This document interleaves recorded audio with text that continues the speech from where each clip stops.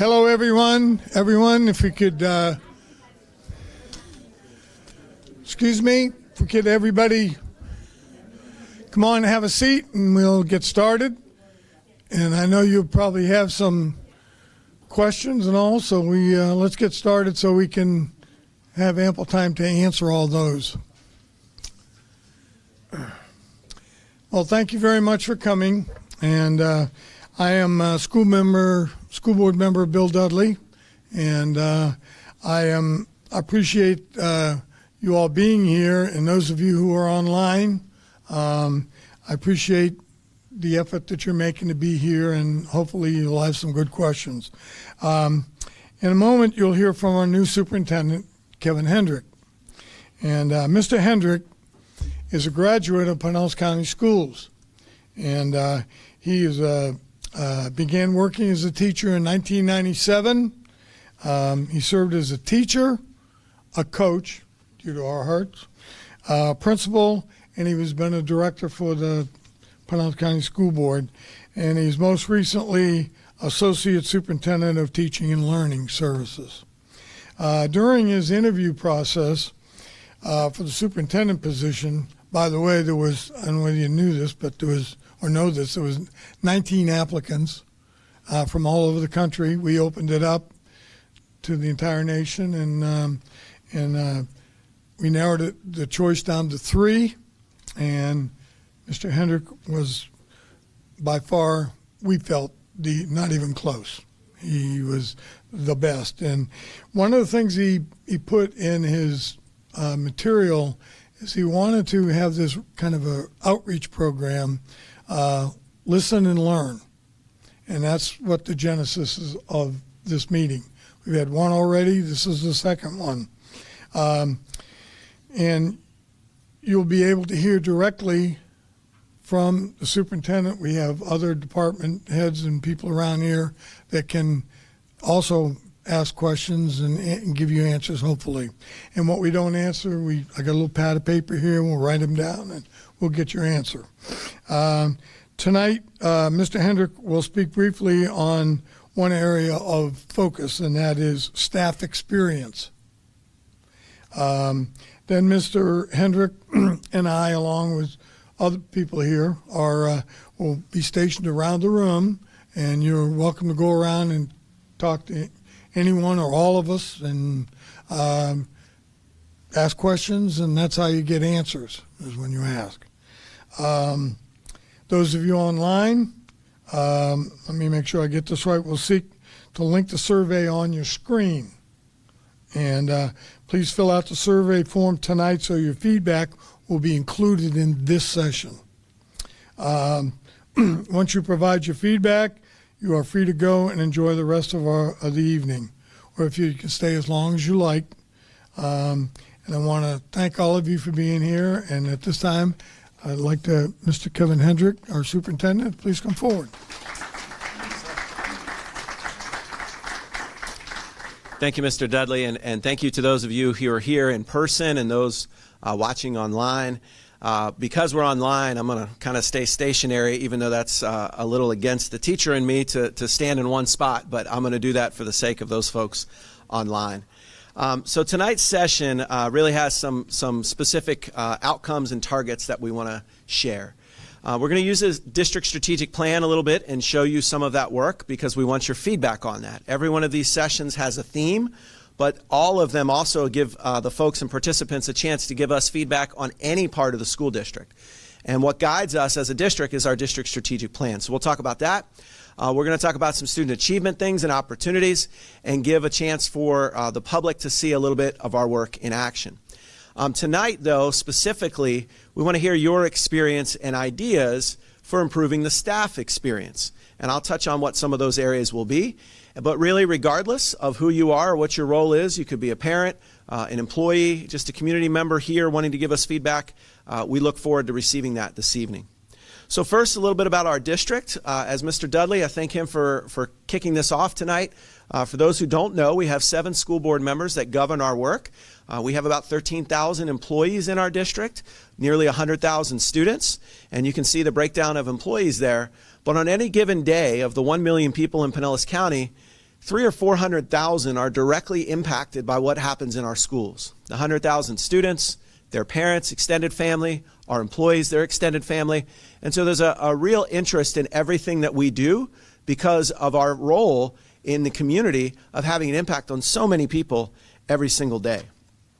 In terms of our schools and our layout, we have 128 sites across our district, including 3 adult education centers, one just up the street here at Lakewood High School, 2 technical colleges, and our school board also governs our 20 charter schools that are in our school district. We have a $1.7 billion budget. In fact, we had our budget hearing last evening, and you can see a little bit of a breakdown of where that money goes, including 80% directly into the classroom for supports, salaries, and work of our students. Being financial stewards and good stewards of that money is very important to us. We're so pleased that our community has 5 times approved a voter referendum to provide a salary increase for our teachers and money for the arts, technology, reading, and instructional materials. The last time that was improved by a margin of 79% in our county, and we're really, really pleased that the district around us and the community around us sees us as good stewards of our finances. A little bit about who we are as a district. We're guided by a vision, mission, and core values, and most of the folks know our vision of 100% student success. It's been a part of our district now for over a decade. Our mission, to prepare each student for college, career, and life, and that's part of the feedback that we'll solicit from the folks here tonight and those online, is how can we meet that mission a little bit better? Are there programs, ideas, resources that we should be looking at to better meet that mission, to better prepare our students?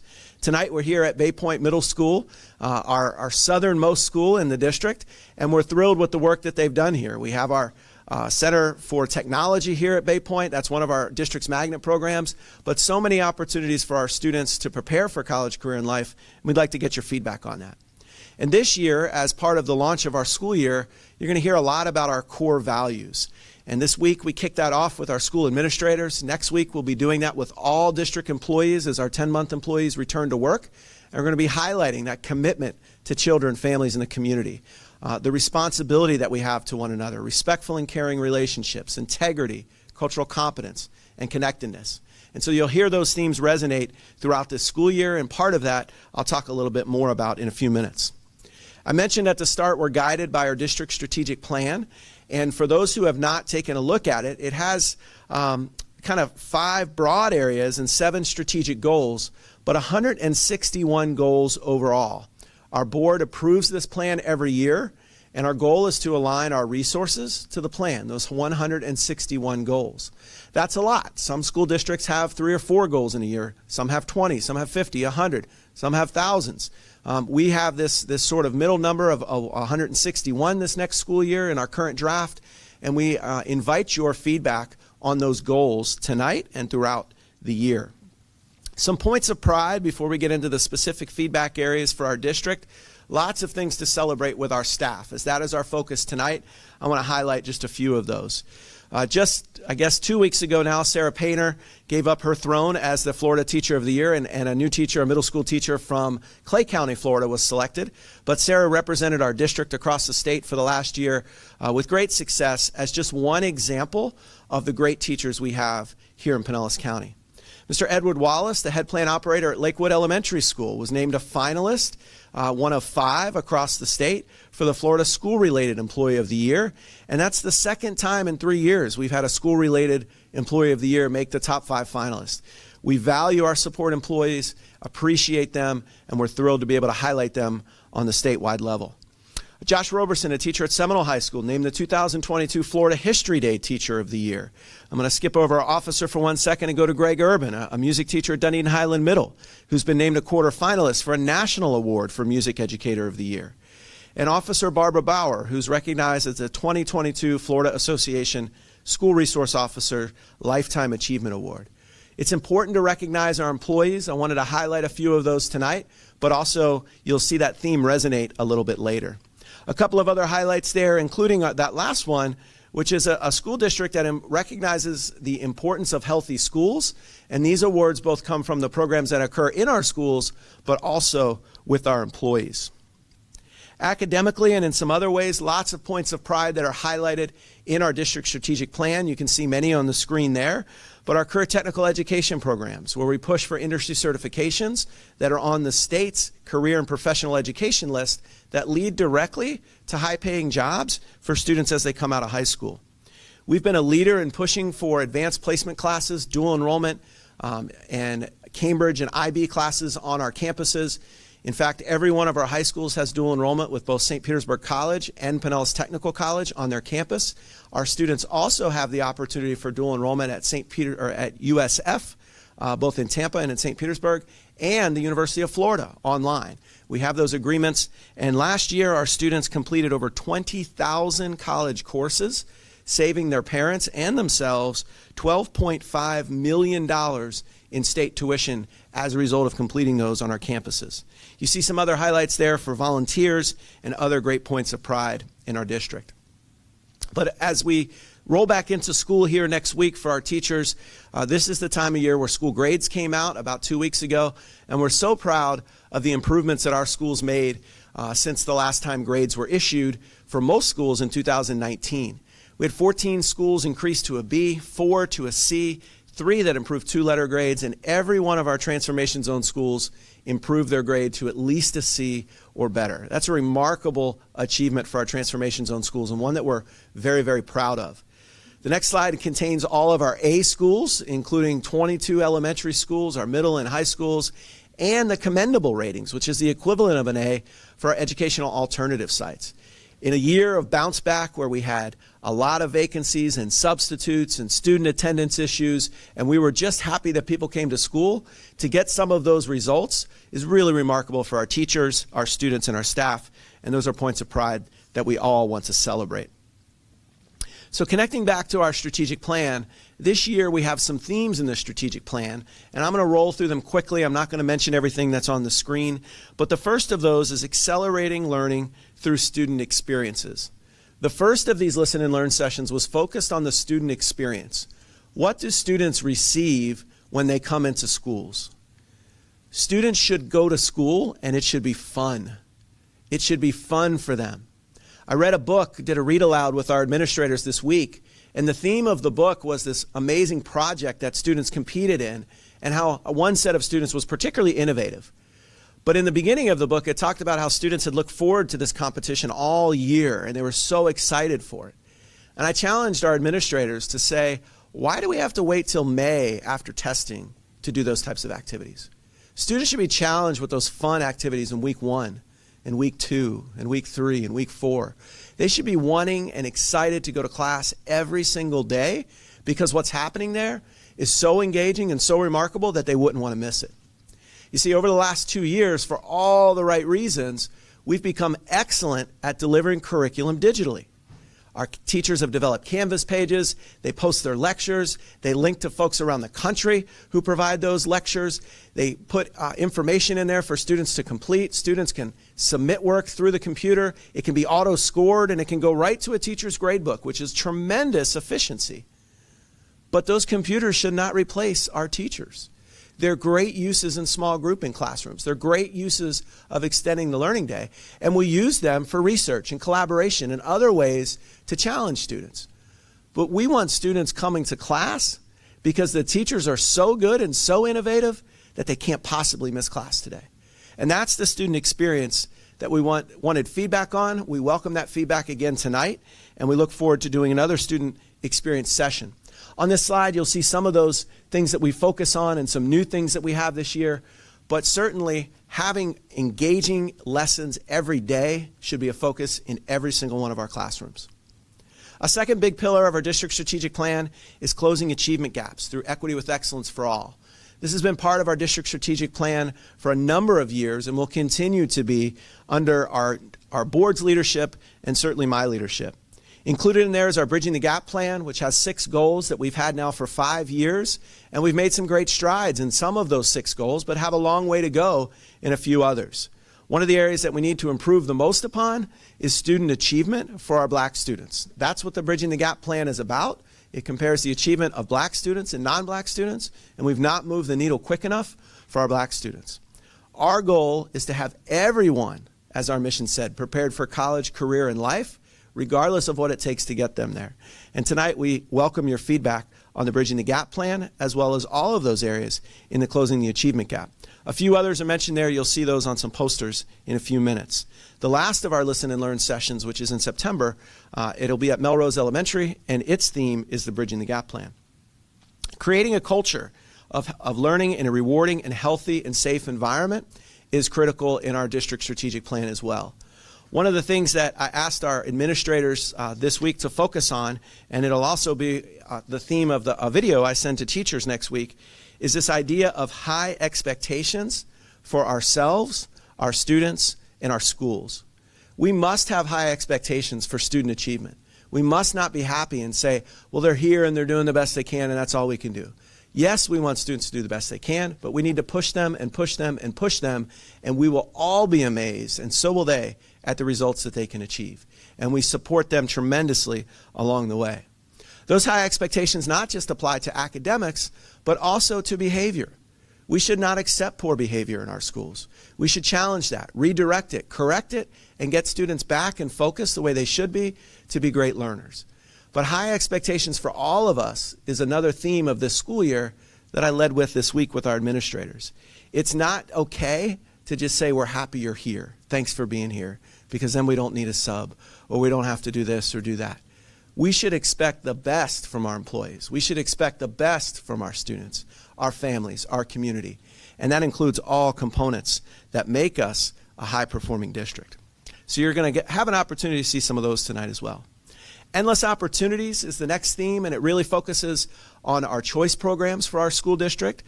We have a limitless number of choices.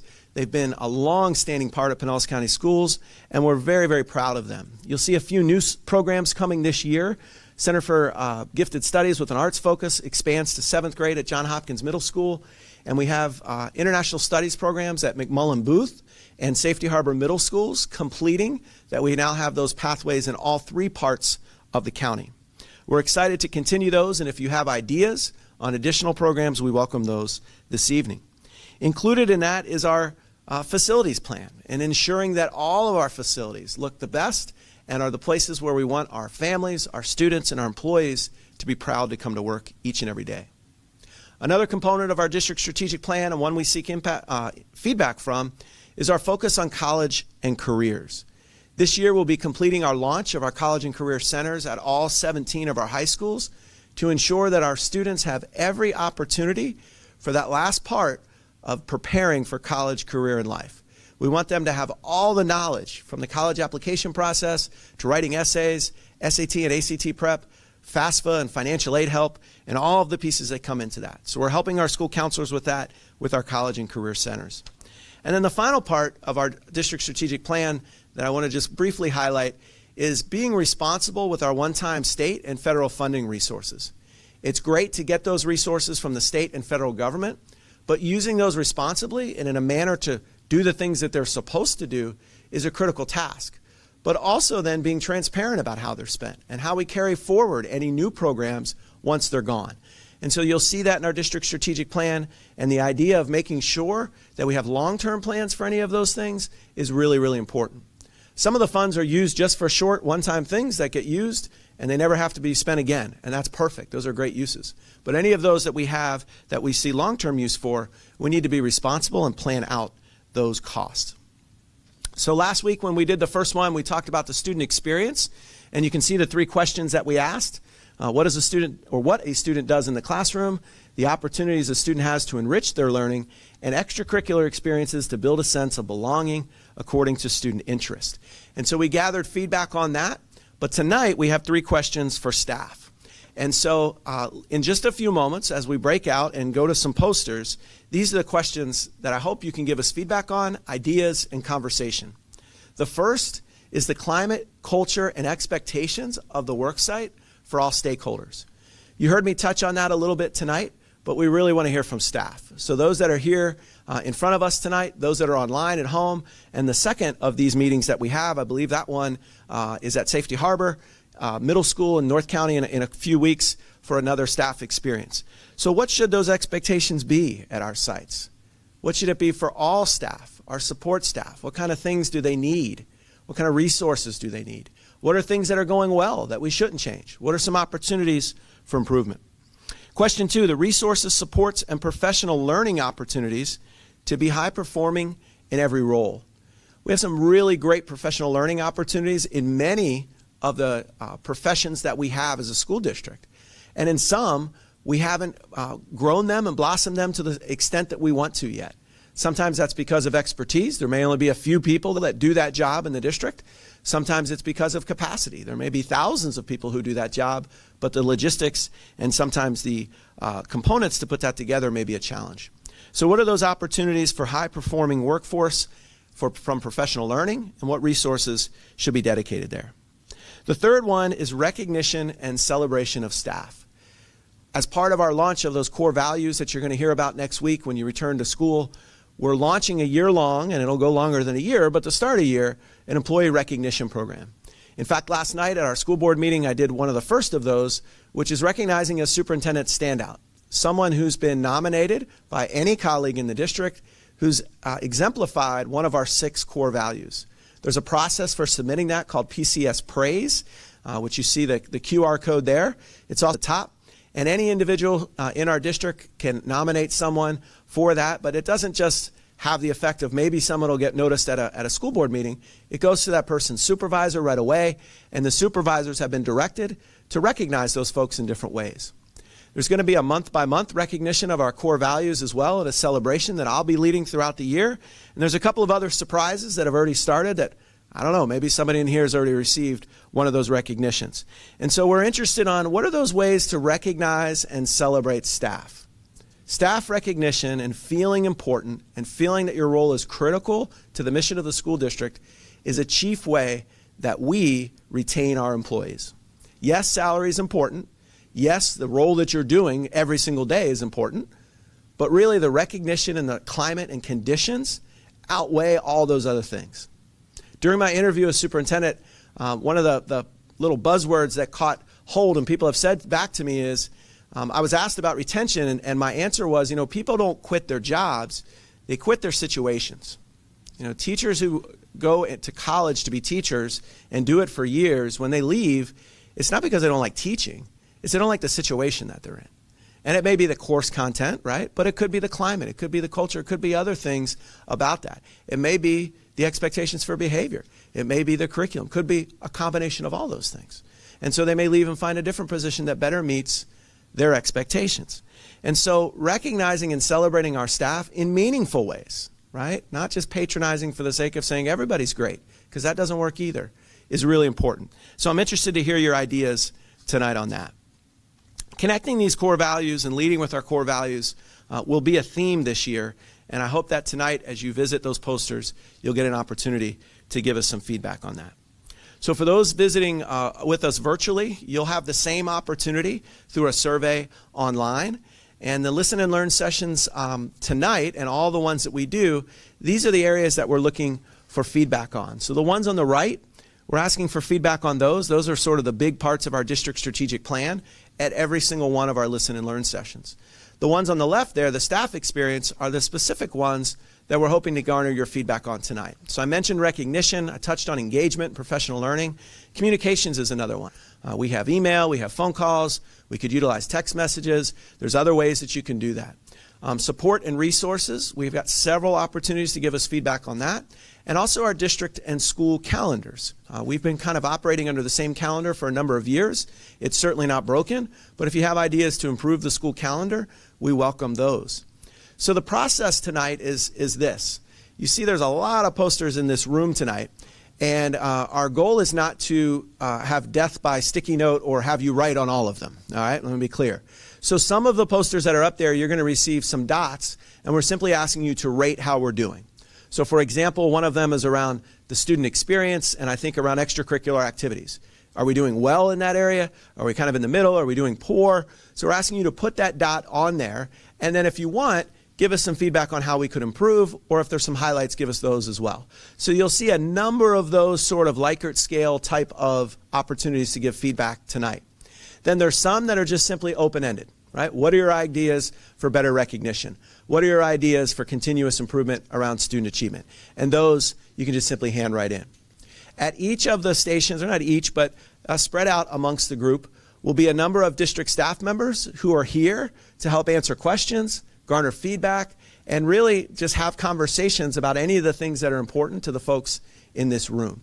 Myself and our school board member, Mr. Dudley, will also be sort of in the center, and we welcome to talk to every individual that's here tonight, hear what's on your mind, give us ideas and suggestions, and even solve problems that you might be having either with your child or certainly if it's an employee, anything we can help with.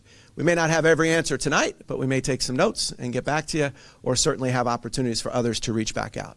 So the design of this is not for you to be captured all evening.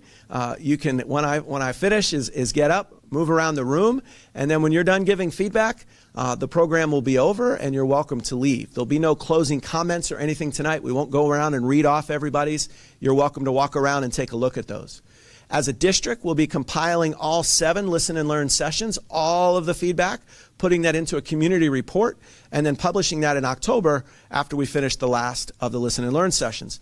And then we'll be taking action based on some of that feedback, putting some of those ideas right into play. In fact, if you have great ideas, for example, employee recognition that we see tonight, we might start them tomorrow, depending on how we can do that. So I thank each of you for being here this evening, especially those folks joining us online as well, and look forward to the feedback. And again, thank you for being a part of Pinellas County Schools.